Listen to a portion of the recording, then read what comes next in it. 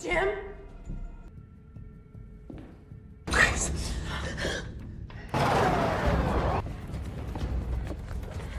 They are armed and dangerous. And how long till my air support is... I gotta pull! Okay. It's him, Jim. Hey gengs, kembali lagi di Katomuji Review Film. Apa kabar kalian semuanya? Semoga dimanapun kalian berada tetap baik-baik saja. Hari ini, Mimin kembali membawakan alur film yang direkomendasikan oleh penonton. Dan film ini tidak kalah gregetnya dari film-film lain di channel ini. So, untuk yang udah nonton, silakan tuangkan ketikan cantiknya di kolom komentar. Dan yang belum nonton, mari kita bahas saja gimana gregetnya film ini.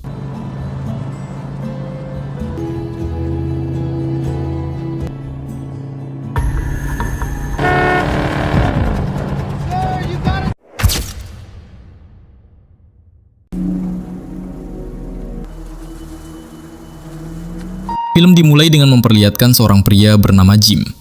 Jim sedang menelpon pacarnya Grace untuk segera bangun sebab mereka akan pergi ke sebuah tempat untuk bertemu dengan teman-temannya Grace. Tampak dari dalam asrama Grace keluar dengan membawa sebuah bantal. Kemudian Grace menuju ke tempat Jim menunggu. Mereka pun berkendara menggunakan Ford Mustang 442 milik dari Jim.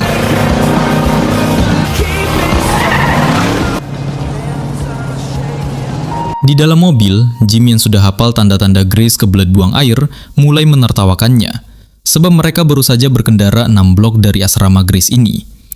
Mereka berhenti di sebuah rest area. Kemudian kedua pasangan muda ini kembali berkendara. Tapi bisa dilihat dari langit, nampaknya cuaca malam hari akan badai. Kedua pasangan ini menuju ke New Mexico. Dan benar saja, di malam hari itu, hujan turun dengan begitu deras. Selagi Grace dan Jim berbincang dan bercanda riang di dalam mobil mereka, tanpa diduga, di tengah jalan berdiri seorang pria misterius yang sepertinya membutuhkan tumpangan. Tap sayangannya, dikarenakan jalanan yang licin, membuat Jim harus banting setir yang membuat Ford Mustang 442 ini melakukan Tokyo Drift 360 derajat. I can't wait to meet them.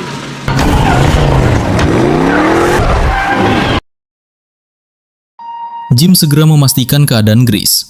Dirasa semuanya cukup baik, Jim berinisiatif untuk turun dari mobilnya untuk membantu si pria misterius yang nampaknya membutuhkan tumpangan itu.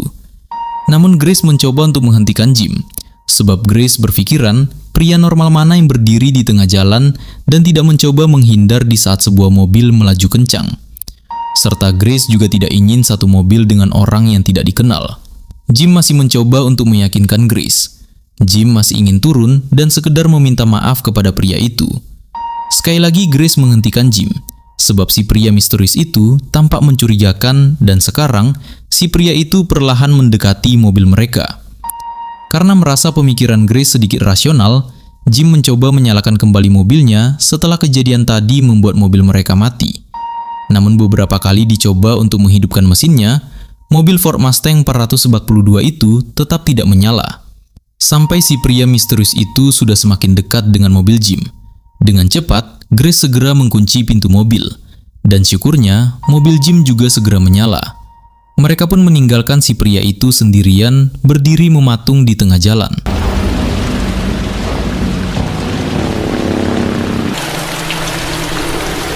Setelah meninggalkan lokasi tadi yang membuat jantung mau copot, Jim yang masih tidak enak hati meninggalkan si pria misterius itu sendirian di jalanan, mencoba menghubungi panggilan darurat melalui Samsung lipat miliknya. Tapi sepertinya lokasi mereka berada tidak memiliki sinyal. Serta untuk mencairkan suasana yang tegang di dalam mobil, Jim mulai bercanda dengan Grace. Jika baru kali ini ia melakukan Tokyo Drift 360 derajat dan ajaibnya berjalan mulus. Setelah perjalanan yang sedikit melelahkan itu, Jim dan Grace berhenti di sebuah pom bensin untuk mengisi ulang bahan bakar kendaraan mereka. Sekaligus, Jim dan Grace membeli snack seperti Piatos dan Twinkies.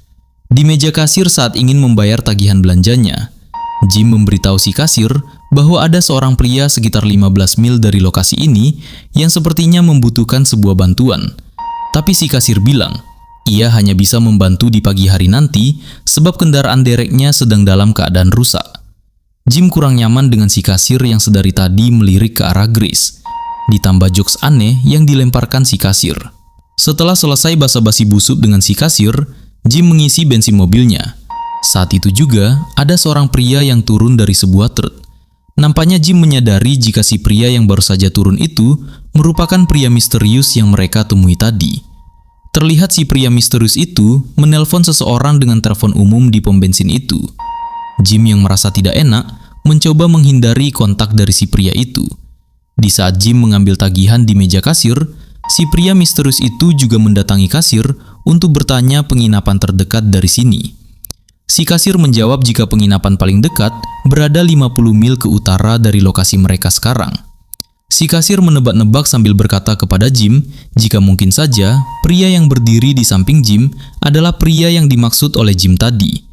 Jim langsung meminta maaf kepada si pria tadi dengan mengatakan mereka sangat menyesal. Si pria mengenalkan dirinya dengan nama John Ryder. John berkata kalau ia juga akan melakukan hal yang sama, sebab akan khawatir berkendara dengan orang yang tidak dikenal. Setelah beberapa lama ngobrol, serta Grace juga menghampiri Jim, John bertanya kepada Jim, apakah ia bisa nebeng sampai ke motel? Jim mengiyakan permintaan dari John itu. Singkat cerita, mereka bertiga pun berkendara menembus derasnya hujan di malam itu. John duduk di samping Jim, sementara Grace duduk di belakang. Sambil mendengarkan musik melalui earphone miliknya untuk menghindari rasa tidak nyaman berkendara dengan orang yang tidak ia kenal. Untuk memecah kebuntuan obrolan di malam itu, Jim mulai bertanya perihal pekerjaan John, serta dari mana asal John.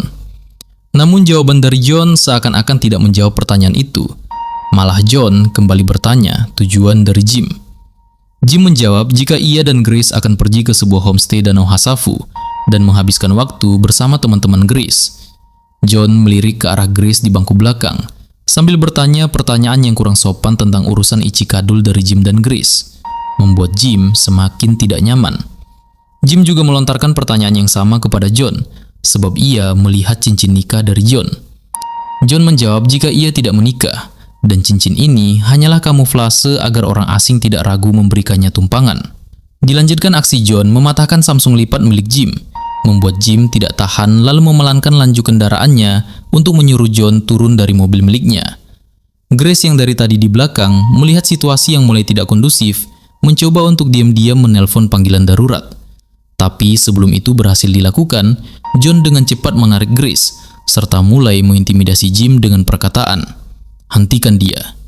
Jika Jim bisa melakukannya, Jim yang terdesak menambah kecepatan mobilnya, serta mencari cara untuk lepas dari keadaan tidak menyenangkan ini. John melemparkan perkataan lain, agar Jim mengatakan perkataan yang secara tidak langsung meminta John memindah alamkan mereka berdua. Di saat terdesak itu, Jim melakukan heartbreaking agar John bisa melepaskan Grace. Di saat Grace sudah terlepas dari John, Jim mulai memberikan perlawanan kepada John, disertai meminta Grace untuk membuka pintu mobil di samping John itu. Di saat pintu terbuka, John yang didesak oleh Jim berhasil keluar dari mobil Jim, serta Jim dan Grace mulai melanjutkan perjalanan dengan perasaan yang sangat kacau. Grace juga sadar jika ponsel miliknya terjatuh saat aksi tadi. Setelah berhasil kabur begitu jauh dari lokasi tadi, Jim mulai menepi di sebuah tempat dan memutuskan untuk beristirahat. Namun baru saja Jim beristirahat, nampak John kembali menariknya dari luar mobil. Ternyata itu hanyalah sebuah mimpi. Jim yang terbangun di pagi hari mendapati Grace sudah tidak ada di dalam mobil. Jim keluar dari mobil, yang ternyata Grace sedang berdiri sendiri di luar sambil melihat ke arah langit. Jim menghampiri Grace. Saat itu, Grace ingin segera pulang serta tidak mau melanjutkan perjalanan mereka. Jim kembali meyakinkan Grace jika semua itu sudah usai, serta Jim juga meyakinkan Grace. Di saat mereka sampai di kota nanti, Jim akan membuat laporan kepada pihak kepolisian. Jim berjanji kalau mereka akan segera merupakan kejadian kurang menyenangkan ini saat sudah sampai dan berkumpul dengan teman-teman Grace. Ditambah kali ini mereka punya cerita menarik yang harus disampaikan kepada teman-teman Grace. Grace menjawab ya tentu saja. Ia akan memberitahu teman-temannya jika Jim melakukan aksi heroik untuk menyelamatkan Grace semalam. Dengan kondisi yang mulai tenang, Jim dan Grace berkendara santai dengan kecepatan 40 mil per jam. Lalu sebuah mobil station wagon keluarga menyusul kendaraan mereka. Terlihat mobil station wagon itu dikendarai oleh pasangan suami istri yang memiliki sepasang anak. Di saat mobil itu tepat di depan mobil milik Jim, terlihat di bangku penumpang John berada di bangku di sana dengan bersama anak laki-laki dari pemilik mobil station wagon itu. Jim dan Grace merasa harus memberitahukan kepada keluarga itu jika mereka baru saja memberikan tumpangan kepada orang jahat. Jim mulai memacu kencang kendaraannya. Gina mengejar dan mensejajarkan mobil mereka dengan mobil keluarga itu. Nampaknya si keluarga kecil bahagia itu tidak mendengar peringatan dari Grace dan Jim. Sampai akhirnya, dari arah berlawanan, sebuah truk melaju membuat Jim harus membanting setir serta keluar dari badan jalan.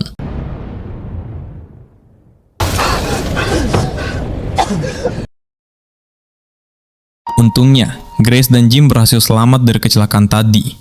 Jim dan Grace segera keluar dari mobil mereka yang sudah rusak parah. Kemudian, Jim berlari ke arah tepi jalan, sambil melihat mobil keluarga yang memberikan tumpangan kepada John itu. Dilanjutkan, Jim dan Grace berjalan di tepi jalan sembari bertanya-tanya bagaimana bisa John menemukan mereka lagi. Tapi Jim masih berpikir positif, mungkin saja hanya kebetulan. Tidak berapa lama, mereka melihat sebuah mobil pick-up merah dari kejauhan. Mereka berdua mencoba untuk menumpang, namun sayangnya mobil itu melaju dengan kencang. Di saat Jim dan Grace berjalan lumayan jauh, mereka berdua melihat mobil keluarga tadi sudah menepi di bibir jalan. Jim berpikir jika nasib tragis telah menimpa satu keluarga tersebut. Saat itu, Jim meminta Grace untuk tidak melihat ke dalam mobil. Jim sendirian yang memeriksa, dan benar saja, keluarga yang baru saja mereka temui tadi telah bernasib malang. Namun sepertinya, pria di dalam mobil masih memiliki kesadaran. Dengan sigap, Jim menekan luka si pria itu tanpa memegang benda yang menempel di tubuh si pria, agar tidak disalahkan menjadi pelaku. Sementara Grace diminta Jim untuk segera berkendara mencari tempat perhentian agar bisa menghubungi polisi. Tanpa diduga-duga, mobil pick-up merah yang tadi mereka coba hentikan untuk meminta tumpangan, mobil itu dikendarai oleh John. John kembali mengejar Jim dan Grace dengan aksi ugal-ugalannya di jalan raya.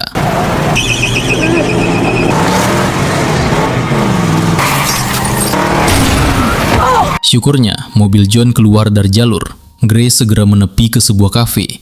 Grace masuk ke dalam kafe itu, meminta si pelayan menelpon polisi karena ada kejadian darurat, serta juga Grace menanyakan letak handuk basah. Setelah diberitahu oleh pelayan, Grace langsung masuk ke dalam kamar mandi. Di luar, Grace kaget karena melihat mobil pick-up merah John yang sudah terparkir di luar. Disertai ada seseorang yang mengendap-endap di balik pintu toilet itu, membuat Grace waspada dan mengunci pintu kamar mandi.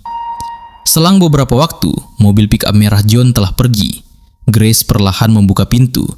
Ternyata di balik pintu sudah ada petugas kepolisian yang langsung menangkap Grace. Sementara di dalam mobil, Jim yang masih berusaha menemani si pria ini harus menerima kenyataan jika si pria itu tidak bisa bertahan. Yang kemudian dilanjutkan polisi meminta Jim untuk menyerah serta menangkap Jim juga. Di kantor serif, meskipun Jim menceritakan jika pelakunya bernama John Ryder, namun petugas kepolisian belum bisa membebaskan Jim. Jim tetap dibawa ke dalam sel di kantor serif itu. Sementara Grace dibawa ke dalam ruangan interogasi untuk dimintai keterangannya. Di dalam sana, Grace mencoba meyakinkan serif jika pelakunya bernama John Ryder. Namun beberapa rincian informasi lain, seperti saksi kejadian tidak ada. Disertai juga, Grace tidak tahu nama kasir dan nama pom bensin tempat mereka bertemu dengan John Ryder. Yang tentu saja, serif sangat perlu informasi tersebut, guna mengetahui apakah Jim dan Grace ini bersalah atau tidak. Disebabkan belum bisa memastikan informasi dari Grace ini valid, serif meninggalkan ruangan itu untuk sementara waktu, agar Grace bisa mengingat beberapa hal lainnya. Di waktu Grace sendiri di dalam ruangan itu, Grace menatap ke arah kamera perekam, serta berjalan ke arah cermin dua sisi ruangan itu, sambil berkata jika ia dan Jim tidak bersalah. Namun dari balik cermin dua sisi itu, ada sosok lain yang sedang melukiskan wajah Grace, yang entah siapa. Kemudian Grace berjalan ke arah pintu ruangannya. Tidak disangka, pintu itu dalam keadaan tak terkunci, membuat Grace perlahan keluar dari ruangan interogasi itu. Grace mulai curiga karena terlalu sepi, dan benar saja, Grace menemukan seorang petugas yang sudah terkapar di belakang meja. Dilanjutkan juga, Sheriff yang tertelungkup di atas lantai kantor itu. Grace juga mendengar sebuah radio yang masih menyala. Radio itu memberikan isyarat jika tidak ada jawaban dari Sheriff, mereka akan mengirimkan bantuan ke sana. Dengan cekatannya, Grace langsung mengambil senjata yang digenggam oleh Sheriff untuk melindungi dirinya. Sementara Jim di ruangan sel tahanan mendapati ruangan itu secara tiba-tiba mengalami pemadaman listrik. Dengan cepat, John langsung datang mendekati Jim di balik jeruji besi itu. Jim bertanya alasan John mengincar mereka. John menjawab agar Jim mencari tahu sendiri alasannya itu. Seolah-olah John memang sedang mencari lawan yang sepadan untuk mengakhiri permainan gilanya ini. Kemudian terdengar suara Grace memanggil Jim. John kembali menegaskan jika ia bersuara, maka semuanya akan diselesaikan oleh John. Setelah itu, John meninggalkan Jim sendirian. Sid Grace datang menyelamatkan Jim. Mereka segera memutuskan untuk kabur dari sini. Apesnya, bantuan kepolisian sudah datang. Grace dan Jim memutuskan untuk kabur lewat pintu belakang. Di tengah pelarian itu, Grace menyarankan agar mereka sebaiknya kembali dan meminta bantuan. Tapi Jim menolak, lalu meminta Grace menyerahkan senjata kepada Jim. Dilanjutkan, Grace mulai menyalahkan Jim. Harusnya mereka pulang tidak melanjutkan perjalanan. Ditambah hal ini terjadi karena pilihan bodoh dari Jim yang membiarkan orang asing untuk menumpang. Jim mengakui semua kesalahan itu, meminta Grace untuk tenang. Namun secara mendadak saat mereka kembali berjalan, sebuah truk pick-up merah yang dikendarai oleh John tadi jatuh tepat di depan Grace.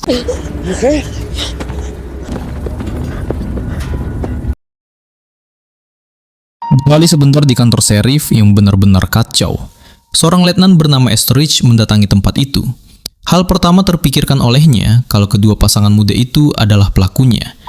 Tapi di saat Estridge bertanya jika saat kejadian Jim berada di sel bawah, sementara Grace berada di ruangan interogasi yang notabene terkunci, bagaimana bisa mereka melakukan hal ini?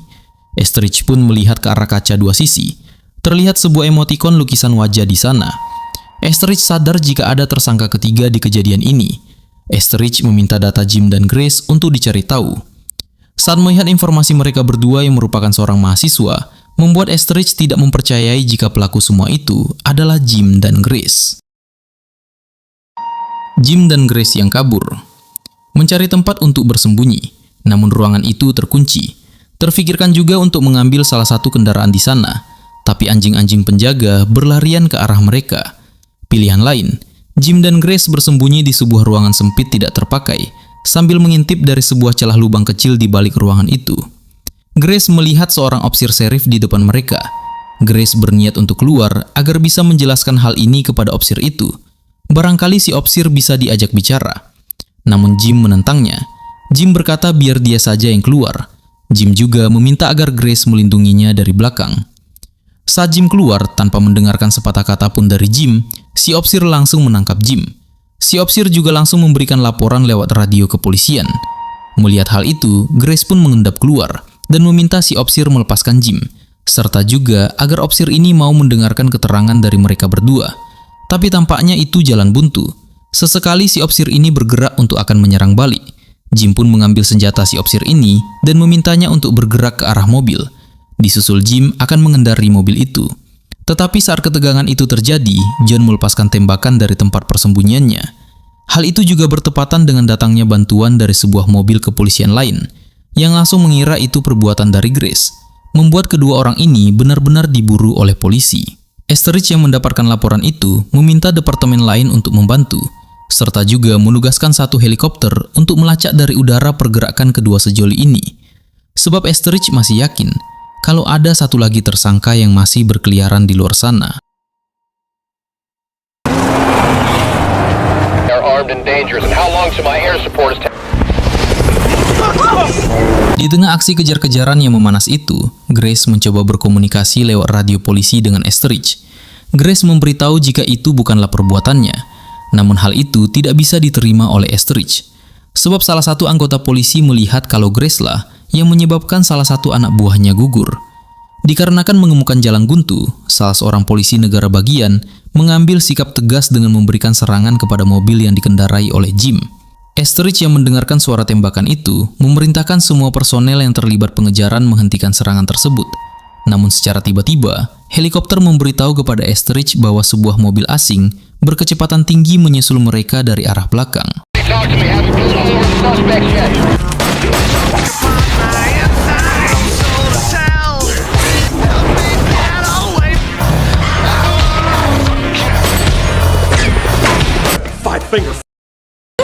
Can't go any fucking faster! Karena mendapatkan serangan tadi, membuat mobil mereka tidak dapat dikendarai lagi. Anehnya, John membiarkan Grace dan Jim saat itu. Grace dan Jim kembali berjalan. Mereka menemukan sebuah penginapan. Jim mencoba masuk secara diam-diam ke dalam penginapan itu. Setelah mereka berdua berhasil masuk, mereka mencoba untuk menggunakan telepon guna menghubungi keluarganya. Tapi disayangkan, telepon terhubung kepada operator motel yang mereka diami sekarang. Dilanjutkan, Jim dan Grace membersihkan diri mereka. Di waktu itu, Jim terfikirkan untuk keluar mencari bantuan lain, meminta Grace menunggunya selama 15 menit. Grace pun menunggu Jim sambil menonton, namun Grace tertidur sampai akhirnya ia terbangun. Grace melihat di depannya sudah ada Snake, menganggap kalau Jim telah kembali, disebabkan juga ia merasakan sentuhan di balik selimut tempat tidurnya. Saat itu ternyata yang berada di samping Grace adalah John. Grace mencoba memberikan perlawanan, sampai akhirnya Grace kabur ke kamar mandi dan mengunci pintu. Serta tidak berapa lama dirasa sudah aman, Grace perlahan keluar dari kamar mandi, menuju keluar dari motel itu, mengendap-endap untuk mencari keberadaan Jim yang tak kunjung datang.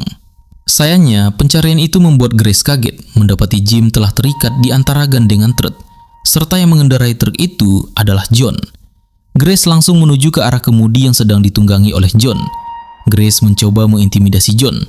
John memberikan jawaban jika ia pindah alam, maka kopling truk ini akan terlepas. Jika kopling truk terlepas, bisa menyebabkan Jim pindah alam. Grace mulai mendekati John dengan sama-sama saling intimidasi. Saat itu, John meminta Grace agar ia menyerang John. John ingin menurunkan warisan kegelapannya kepada Grace, memaksa Grace menjadi sosok yang sama dengannya. Tidak berapa lama, mobil polisi datang di saat momen itu. Agaknya John ingin membuat seolah-olah Grace memaksa John untuk melakukan ini. Namun dengan tenang, Grace menurunkan senjatanya. Melihat reaksi Grace itu, John putus asa lalu menancap gas truk itu, yang berakibat Jim tidak bisa diselamatkan. Singkat cerita, John berserta Grace dibawa ke kantor departemen kepolisian. Di sana, semua keterangan dari Grace diterima oleh Estridge. John Ryder ditangkap dan dinyatakan bersalah untuk semua kejahatannya dan akan dipindahkan ke penahanan lanjutan. Saat melakukan penyelidikan tambahan terhadap diri John ini, kita akan tahu ternyata John Ryder bukanlah nama aslinya. John Ryder sendiri merupakan seorang pria yang dinyatakan hilang sejak Selasa lalu. Atau lebih tepatnya, di saat pertama kali Jim dan Grace bertemu, si John ini di jalanan malam. Bahkan sebenarnya John Ryder yang sekarang ini tidak tercatat dimanapun. Seakan-akan ia adalah hantu. Tapi ya, kita tetap memanggilnya John dulu ya. Dalam perjalanan menuju pengadilan dan penahanan lanjutan, John hanya dikawal oleh Estridge yang juga membawa Grace untuk diantarkan ke perbatasan Meksiko. Namun yang mereka tidak ketahui, saat itu John ini sedang mengupayakan hal untuk kabur. Sampai akhirnya, ia bisa terbebas dari borgol yang mengikatnya. Melumpuh ketiga polisi yang berjaga sampai membuat mobil yang membawanya terbalik. Dengan alhasil, kecelakaan itu juga mengenai mobil yang dikendari Estridge bersama Grace, membuat Estridge terjepit di bagian kemudi mobilnya. Mengetahui hal itu dan rasa trauma serta balas dendam yang mendalam, Grace mengambil senjata milik Estridge, mendatangi van tempat John itu. Terdengar teriakan dari Estridge untuk Grace berhati-hati saat membuka pintu.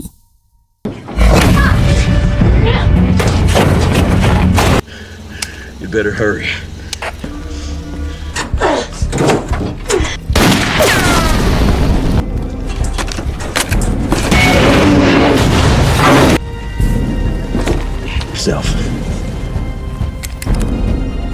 Grace berjalan keluar dari van mobil polisi tersebut. Grace memberikan beberapa serangan kepada John. Anehnya, John tidak merasa takut. Saat itu, John meminta Grace agar ia mengakhiri ini semua. Agaknya John ingin agar Grace lah yang dapat menghentikan semua ini. Karena pada akhirnya, semua teror ini dilakukan John hanya untuk satu tujuan. Ia ingin Grace lah yang menarik garis finish untuk hidupnya. Permintaan John itu disetujui langsung oleh Grace tanpa memberi ampunan. Nah gengs, itu tadi adalah akhir tragis dari perjalanan Jim dan Grace yang niatnya mau liburan malah berujung pindah alam. Tapi kalau kita bedah lebih dalam, ada beberapa poin menarik yang bikin film The Hitcher versi 2007 ini terasa lebih gelap dari sekedar film kejar-kejaran biasa. Soal motivasi John Ryder. Mungkin kalian bingung, kenapa John gak langsung menghabisi Grace atau Jim dari awal? Jawabannya, karena John Ryder tidak sedang mencari korban. Dia sedang mencari lawan yang sepadan. John seolah sedang memainkan sebuah permainan gila, dan dia butuh seseorang yang cukup kuat untuk menarik garis finish bagi hidupnya. Dia sengaja memojokkan Grace, menghancurkan mentalnya, hanya untuk memberikan warisan kegelapan, agar Grace berubah menjadi sosok pembunuh yang dingin, persis seperti dirinya. Ending film ini adalah momen paling ikonik. Setelah Letnan Estridge dieksekusi tepat di depan matanya, Grace gak punya pilihan lain. Dia bukan lagi gadis asrama yang ketakutan. Saat Grace mengambil shotgun dan mengarahkannya ke kepala John, disitulah John akhirnya mendapatkan apa yang dia cari. Grace secara tidak langsung menuruti keinginan terakhir John untuk menjadi malaikat mautnya. John Ryder atau siapalah namanya ini berhasil mati. Tapi dia menang karena berhasil meninggalkan jejak traumatis yang akan dibawa Grace selamanya. Di jalan sunyi, jiwa yang mati mencari kawan dalam sepi, menanam benci di antara kasih yang suci, hingga berakhir di ujung belati. Saat sang mangsa berhenti lari dan memilih menari di atas api, maka sang pemangsa pun abadi dalam dinginnya mimpi yang hakiki. Gimana menurut kalian? Tulis teori atau pendapat kalian di kolom komentar ya. Jangan lupa like, share, dan subscribe channel ini biar makin berkembang. Segitu saja untuk pembahasan film kali ini. Sampai jumpa di alur cerita film selanjutnya di channel Katomuji. Adios, bye!